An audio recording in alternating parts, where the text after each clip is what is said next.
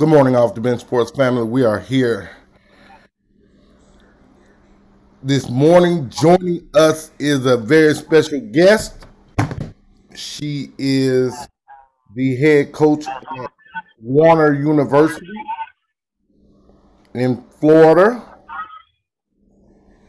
Please welcome tenured college coach, over 20 plus years, head coaching experience. Her journey started back in 1999 in the high school. Please welcome Nikki, Jessee. What's up, Coach? How you doing? Welcome. Hey, I'm glad to be here. Thank you for taking a moment. We're Off the Bench Sports. Um, we're gonna just be talking basketball, talking basketball. I know that you're not in Louisiana, but basketball is universal. So it's just your principles and philosophies. Okay, well, I love talking about basketball. Um, Go ahead and tell the off the bench sports listeners a little bit about Nikki, Jessee. Like what? Which part? But just start from the beginning. Well, I'm from Florida originally, so I've moved pretty much all over the country for coaching, and I mean, our family is a basketball family. My husband's the women's basketball coach at University of Tampa. That's how we met. So we have an 11-year-old daughter who's playing AAU basketball. So we're definitely all about basketball. Right. Your college coaching career started under your husband Tom Jessee. What was that like? Well, it didn't start under him. I met him coaching against him. But we so my second head job was at a school called Lynn University in Boca Raton, Florida, and that's in the same league as Tom at the University of Tampa. And so we coached against each other for 2 years, and then we got married, and I was his assistant for 2 years, and we had our daughter then, and then I wanted to get back into being a head coach, and sorry, I'm driving at the same time talking to you. So a job opened up at St. Leo University, which is the big rival of University of Tampa. So he and I coached literally against each other for 3 years. We were the first husband and wife in the entire country at any level to coach against each other, and 3 years was about enough of that. So I got out of coaching for a couple of years because our daughter was pretty young then, and then I just got back into it 2 years ago. Okay, and that was at Warner. Yeah, I'm at Warner right now. Tell us a little bit about as a young lady fresh out of college, why you decided to get into coaching.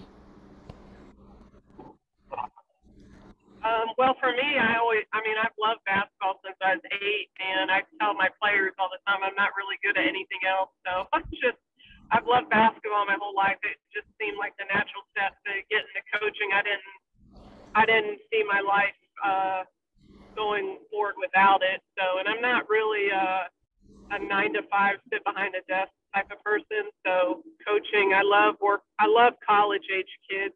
I like working with kids in general, but college is kind of my niche, and I love helping kids figure out who they are during that time of their life. So Right.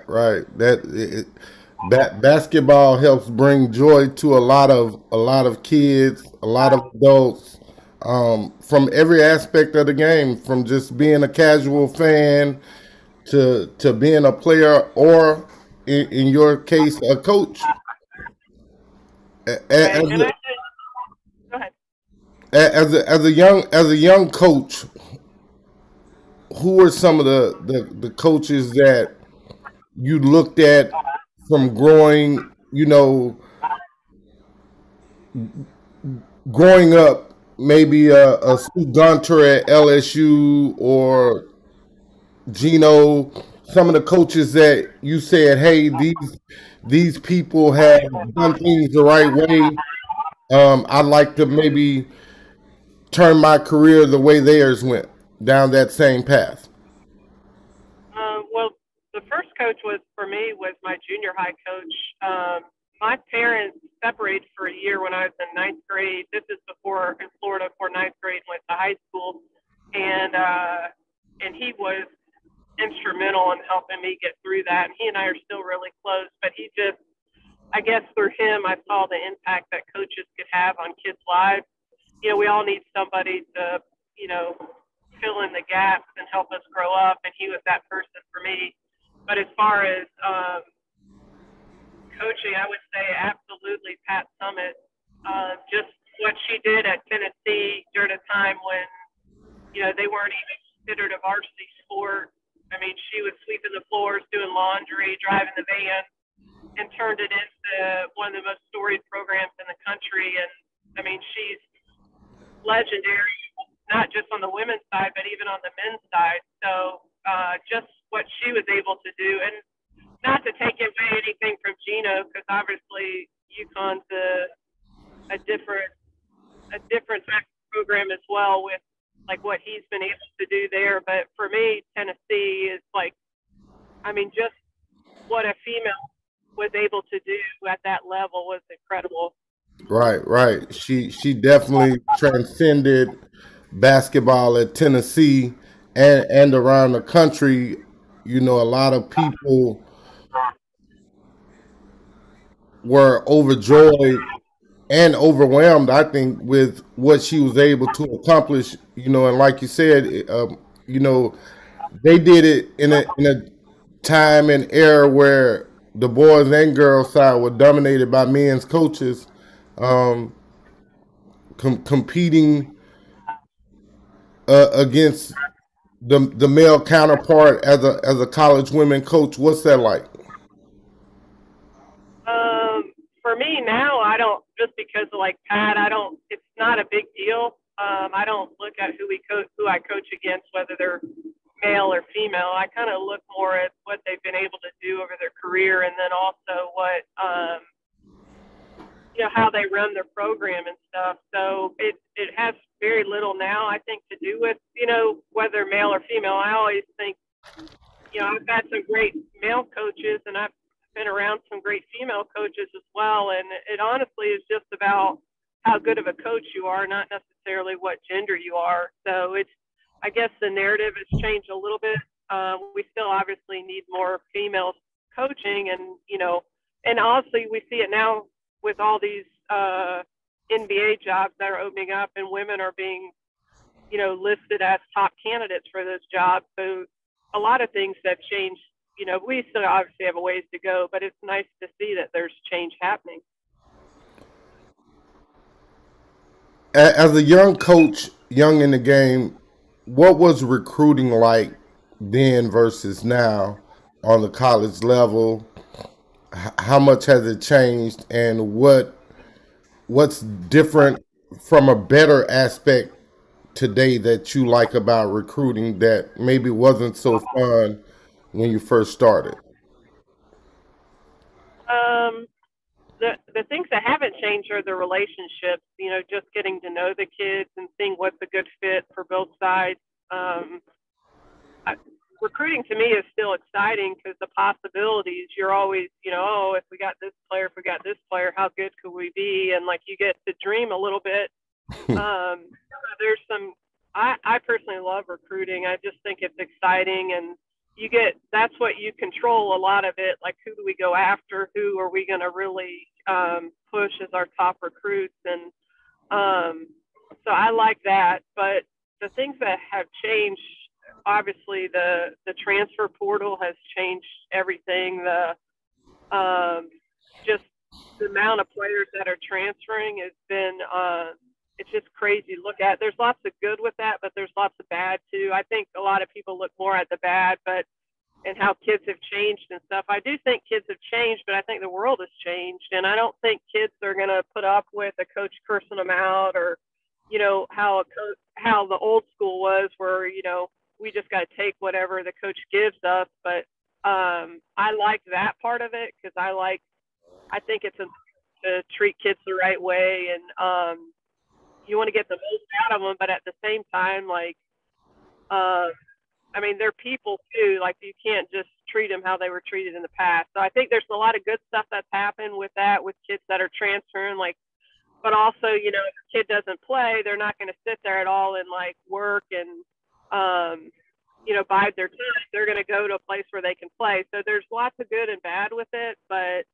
I think the best coaches kind of roll with the punches. Like, you roll with how things are going now. Like, if you're not in that transfer portal looking for kids, then you're probably, your program's going to get passed by. So I think you have to move with the time, just like Coach K did at Duke. I mean, he wasn't all about the one and done kids. And then look what Cal did at Kentucky. That's all he gets is one and done. So Coach K had to adjust, and I think the teams and coaches that adjust to how things are going now are the ones that are going to be more successful. Right, right. That definitely. Um, myself personally, I'm not a big fan of the transfer portal, but you know, a lot of coaches that I talk to at the college ranks at the college level, they utilize that for experience, and that works for them. I'm a champion for high school student athletes. I believe that's what I try to be a champion for, high school student athlete. I try to fight for the small guy, I guess, that doesn't get the maximum exposure, maybe because they're just at a small school that doesn't play a lot of big time games or in big time tournaments. It's recruiting season now. What type of kids does Nikki Jessee look for to help build her program from the transfer portal or from out of high school? What kind of kids attract you to say, "Hey, she can play for me"? Well, there's a bunch of things we look for as a basketball player. The main thing is I want kids that are versatile, that can play a number of different positions. Like we have a all conference post player that's returning, and she's 6'2", and she can play with her back to the basket, but she's also our best 3-point shooter, and she shoots over 40% from the 3-point line, and she can put the ball on the ground and do a number of things, but she can also play with her back to the basket. So she makes me look better because I can move her around and not. I don't have to do as much thinking with players, that I don't have to say, oh, she can only play the 2 position because she can only do this. And, you know, I try to get players that can play multiple positions, because then we're more versatile. Like, offensively, we can maybe run an all small lineup and play small ball, or, you know, with a post player that like Haley, the post player is just talking about, we can play a little bit more power ball, and we can get the ball inside to her and spread the offense out. So we look for players who are versatile, but really I just look for us. We're a small Christian school, so we really try to, and we're in Florida, but we're kind of in the country. So we're not like in a big city. So I'm like, if you are looking for a big city type of school, then I tell them right from the start, like, you're going to be miserable here, so don't come here. You know, Right. but if you want to be a big fish in a small pond, then we're it for you. So we really try to go for kids that really want to be here and have really bought into what we're trying to do here. And I just try to sell kids on our vision. I'm really, I guess I'm a big thinker as far as, like, I don't, like, this program I took over hasn't had a winning season in about 20 years. So we have just totally laid the foundation, like, the last 2 years of how we're trying to get to the next level. And our next level is to win a national title. Like, we're not trying to have a winning season. We're trying to compete at the national level, and we want to be a team that's known nationally. So we have to get kids that buy into that. Like, we just had a boot camp, not this last week and the weekend before. We bring all our kids back over the weekend, and we do some team bonding stuff, but we work them out and test their fitness, and then we play pickup, so we can kind of see where they're at, and they know that that's the weekend. Like, we're not, like, when they go home in the off season, like, if they're not doing anything, then they know like we'll know when they get back here for boot Right. camp. Like, they come them back in great shape. So we don't. I want kids that I don't have to sit there and get on them all the time about working out. Like you, and I don't want it. And I tell them too, I don't want it to be their life 7 days a week. Like we were like, listen, Monday through Friday, work out. This is what we want you doing. Like Saturday, Sunday, take off or take off 2 other days. I'm like, I don't care. I was like, but if we have to sit there and constantly get on you and you're out of shape and stuff, then you're definitely not a kid that we want. Like we want kids that have totally bought into what we're doing. And I've been lucky. Like this is like I think it's my 23rd year I'm going into, and That it this is. is by this is by far my favorite team I've ever had. Like they're awesome kids. They bought in. Like I expect us to do some pretty big things this year. Just because we have some talent, but they're also working their butts off too, so that helps. Doing my little research, I try to be a little versed on the people that I interviewed. I think it said you had 1 year of high school and then you moved on to the college ranks. How have you been able to keep the longevity of being a college coach up so well? Well, I think it's if you really want to do something, you make it work. Like when I got into college coaching, I went overseas and played in England professionally for a little bit, and I came back, and it was the middle of basketball season, so I needed a job, obviously. So I worked at a high school and was an assistant coach there. I knew some of the coaches, and then I sat. This is before they like you I mean we're obviously emailing back then, but not quite like at this level with internet. So we used to have the blue book that had every college in the country and it listed, and their coaches and assistant coaches, everybody buys this blue book. So I sat there in a gym, we were playing in a tournament, and went through and I sent out like 500 letters to every school in the country, Division 1, Division 2, to get a graduate assistant job. So I had a couple of people call me. I had tons of rejection letters. I mean, my mailbox would be full of people rejecting me.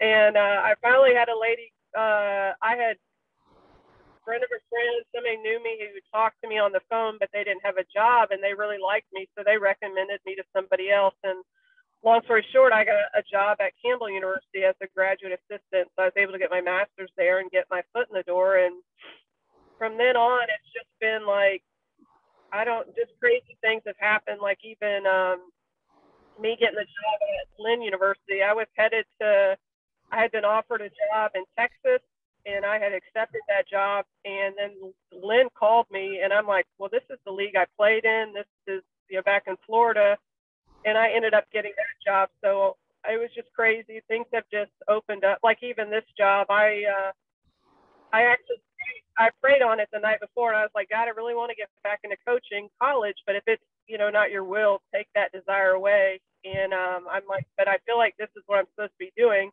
And literally the next day, I got a call from the AD at Warner about this job. So I'm like, I drive an hour each way to get to work too, and I don't mind. I like driving. It's not that big a deal to me, but I'm like, this is the only job. Like I can't go any further than that, or we'd have to move, which we can't do right now. But so things just work out. Like I mean, I've had lots of rejections too, but it ended up being for the best. So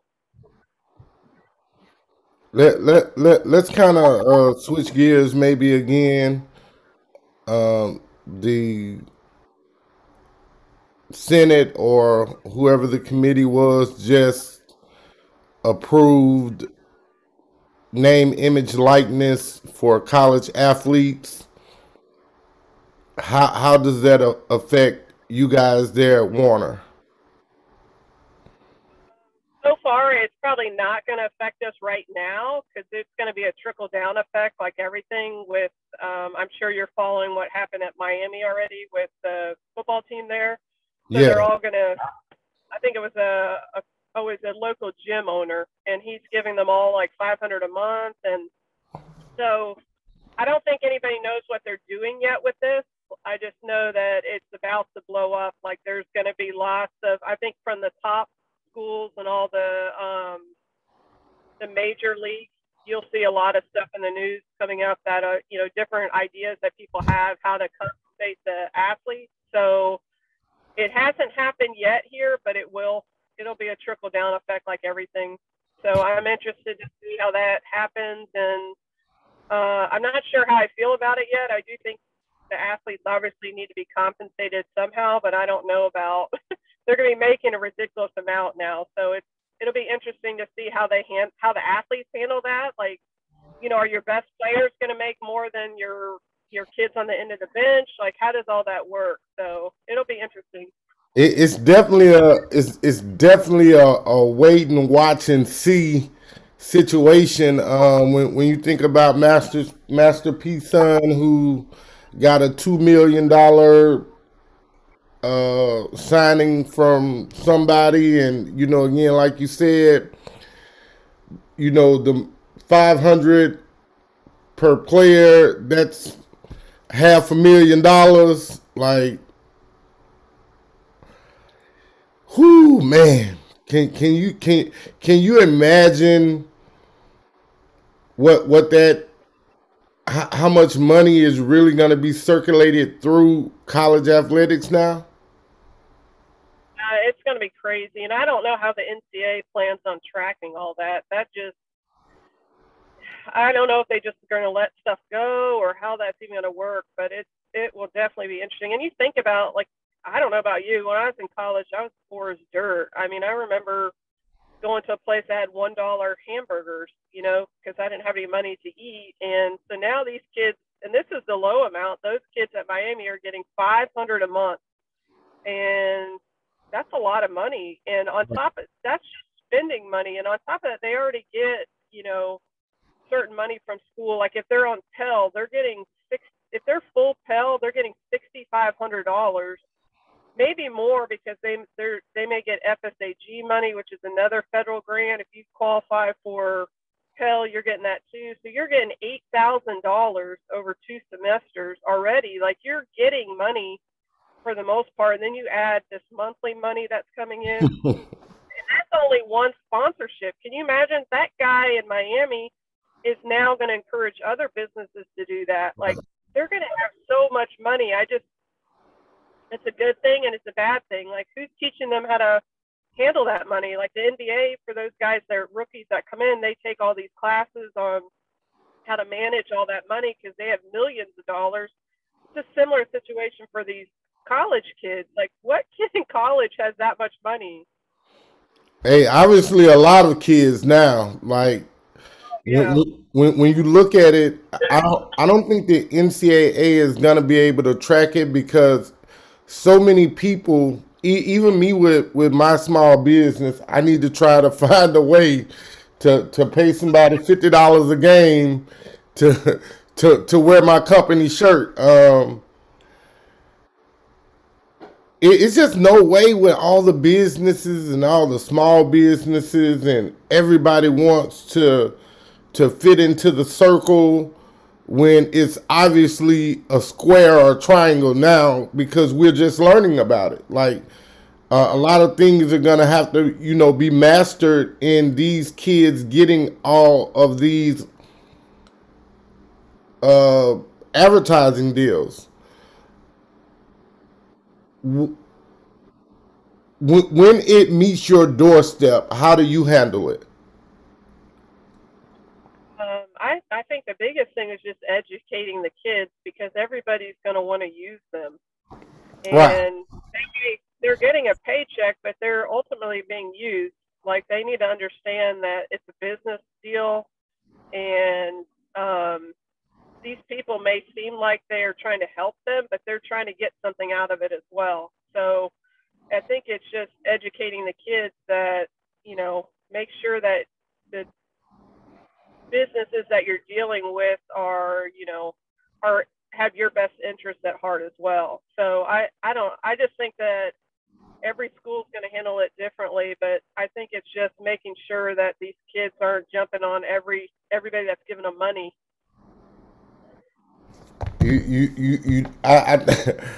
It, I think it's definitely a situation where kids have to be mentored on how to use all this money because I think here in Baton Rouge, Walk-Ons, which is a restaurant, and Raising Cane's, which is another popular restaurant here in the state.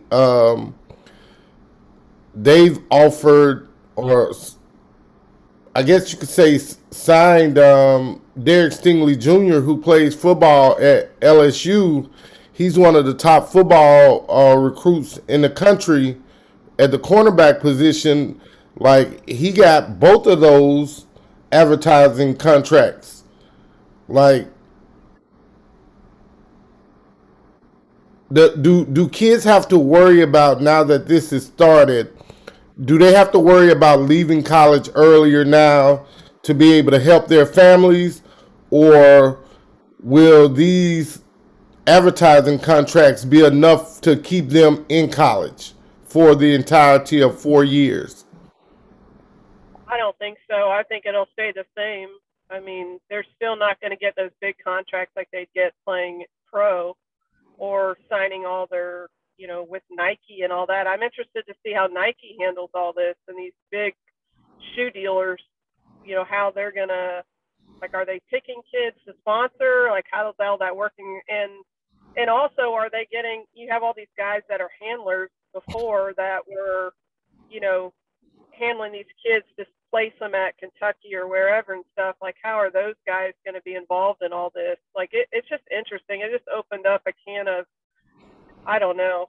It'll just be interesting to follow it and see how this grows and if it is a good thing or not.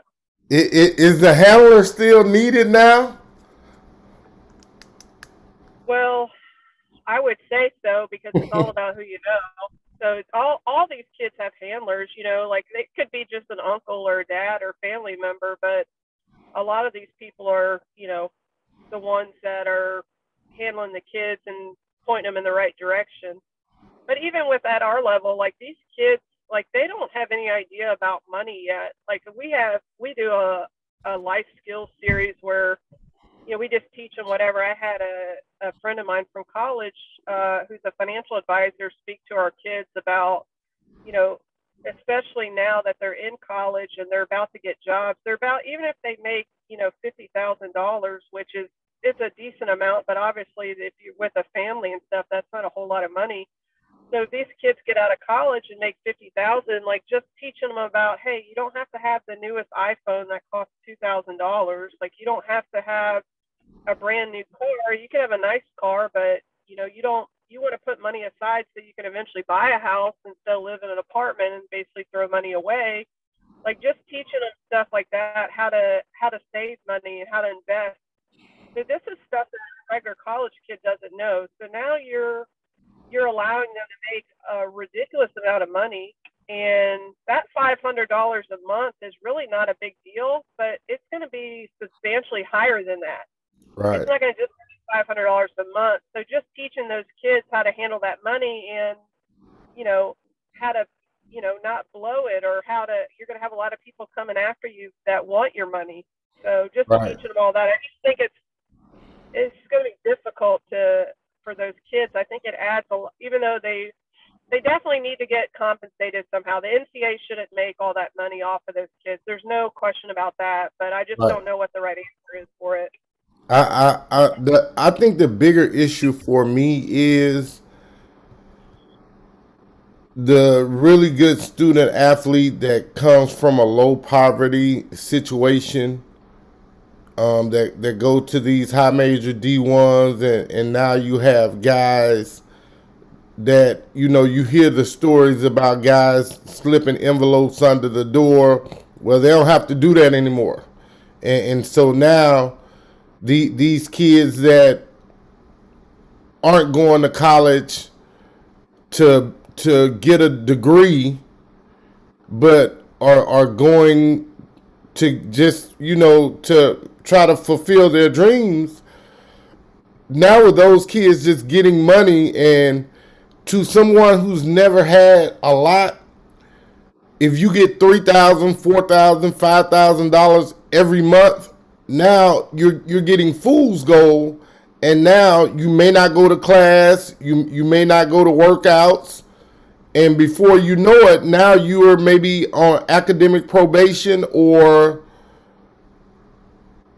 on the verge of being kicked out of school because you have not been handling your responsibilities. How does the NCAA address that? I think they basically said we're not addressing it anymore by doing this. Like they're not, they're kind of done with it. So I don't, you know what? One thing about this rule too is the boosters can't be a part of this. So I don't think that's going to stop them from the envelope sliding under the door thing. You can't give these kids money if you already have a prior relationship with that school. So if you're a booster, you've given money to them or you supported the school at all in the past at all, you can't sponsor these kids or have them advertise for your business. So that's eliminated some of the boosters from that, but so the boosters are still going to do what the boosters do. I don't think that's changed at all. This has just opened up the door for other businesses to get involved and to use these kids to advertise for their business. So I'm interested to see how the NCAA monitors all this. Right, right. It's Like, are definitely you gonna, using these kids? Go ahead. it's definitely gonna be interesting to see how all this unfolds because at the end of the day, you want to say, well, just wait and follow the money trail, but it's gonna be so many veins that money flows through and from to where you may not know where to begin or where to end. Right. Let's talk Warner basketball.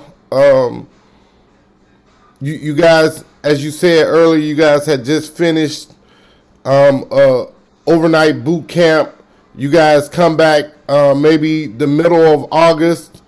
What does everything look like? How do you get it sorted out, get started on getting the young ladies prepared for the college season that's about to be in front of them? Well, a lot depends on how they come back. If they're in as good a shape as I think they will be, we really won't spend a lot of time conditioning. Well, I mean, we will, but it'll be with the ball in our hands instead of running sprints or running outside. For us, I think sometimes less is more. Like basketball's such a long season, so we try to change how we handle them. Like as far as we don't want to be pushing them too hard in August, September, and then we break down. Our bodies break down in like November, December. So,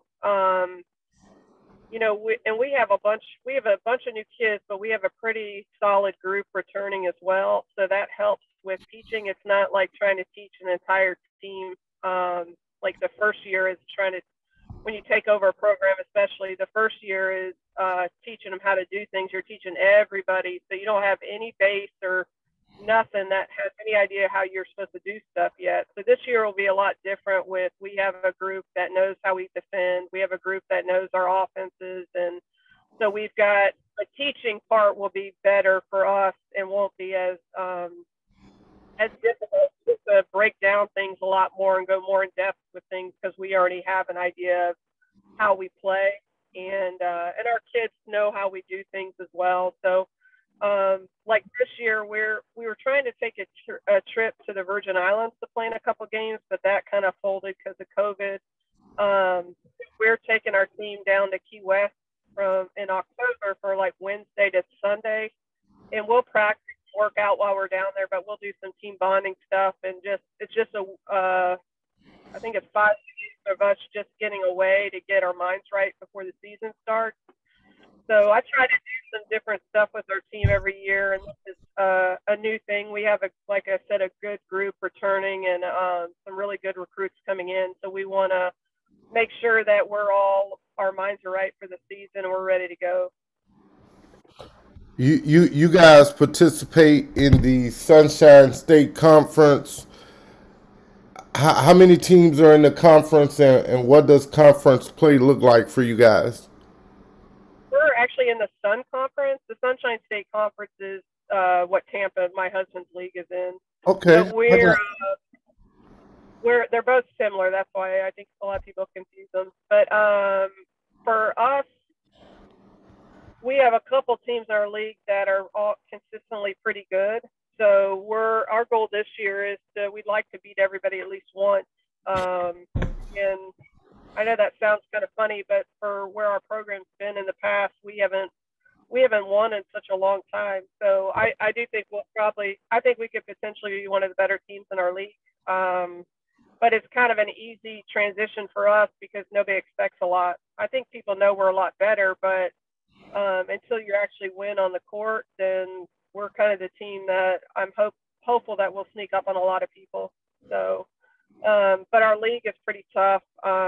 Southeastern is the top team in our league consistently every year, but they've been pretty good though because they've got a lot more money than everybody else. And the rest of the teams in our league have hired better coaches. They're putting more money into the program, so the other teams are starting to catch up, which is a good thing. We need parity in our league. We definitely don't need a one team dominating. So we see a lot more parity. I see a lot of teams here getting better. So I think it'll be an exciting year. Talk to us a little bit about the young ladies that you've recruited for this upcoming season that have signed letters of intent, and the young ladies that you have coming back, and what you expect out of those ladies. Well, for the ones we have coming back, we had a pretty young team last year.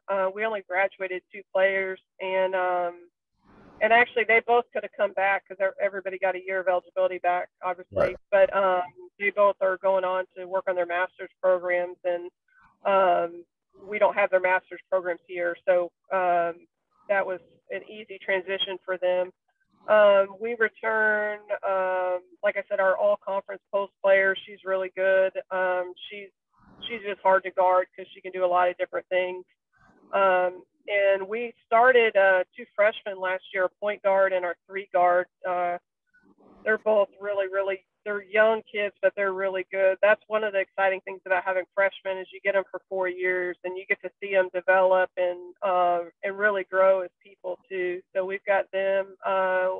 We had another player we had signed that's a transfer. She'll be a senior this year, and she started at Auburn University, and she's been at a couple other schools since then, and we ended up getting her last year, and she's a point guard, two guard, and just a dynamic player. So I'm excited to have her another year. And then we've got another player that's been in our program for this will be her third year with me. She's been with me the whole time. Actually, I'm sorry, two others. We have a post player and a guard, and the post player 6'2" and can shoot the three. Like I said, I like players that are versatile. If it's a post player that can shoot outside and play inside, they're attractive to me for sure. But our other player, she's a really good 3-point shooter. She has potential to hit like 5 threes really quick. She's done that a number of games. They're just a good solid group for us that's returning. So and the pieces that we're missing, we pretty much signed. We got two players who are 6'3". One is a transfer, and one's a freshman. So we really needed some size, so we got that. And they both are really high ceiling. Like I don't think they've come close to being as good as I think they could be. We signed a transfer shooter who's an incredible 3-point shooter. She's a Division II transfer from Wisconsin. And she'll be an impact player for us right away. And we signed probably I think it's going to be one of the best players in the league. She was a runner-up Miss Florida basketball, and she was at Jackson State last year, and she's got 4 years eligibility left now, so we'll have her for 4 years. But she averaged like almost 28 points a game in high school, and she's really good. They call her Baby Barkley because she plays just like Charles Barkley. So I think we'll be just incredibly improved. We can shoot it and score it, and we'll be able to defend a lot differently than we have in the past. So I'm excited about our depth. Now that COVID is almost past, for the most part, did you guys get to open your schedule back up, or is it still limits and limitations to where you guys can travel and play? No, we're open back up. We've been pretty open with going into this year just because things have settled down that we can pretty much travel wherever, which has been good.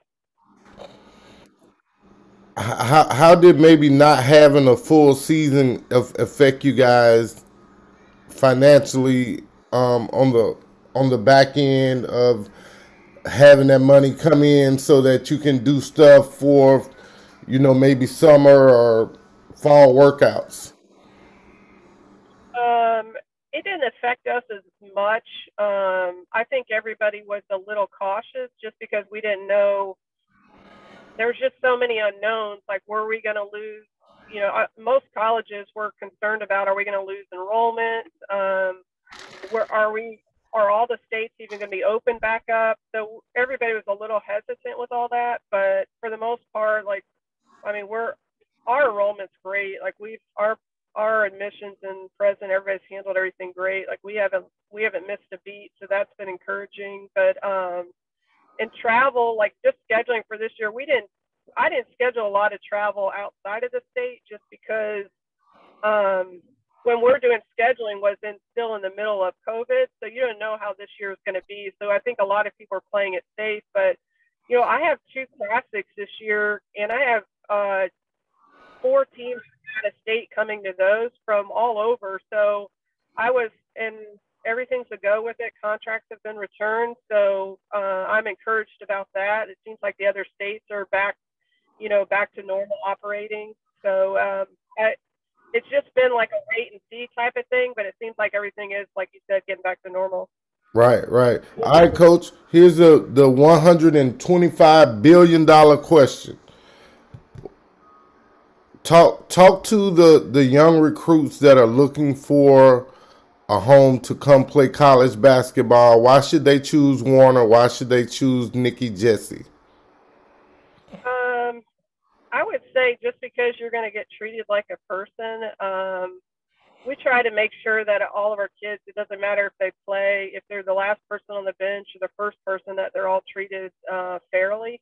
I'm not going to say the same because every situation's different. I always think every kid has a different personality. So like, I have one player who she's the quietest player I've ever coached, never talks. And so I have to go out of my way to make sure that she knows she's loved by us, because she's just straight A kid, never causes a problem, never has a need. And so she's a kid that we worry about, of course, because I'm like, is she happy? Is everything okay?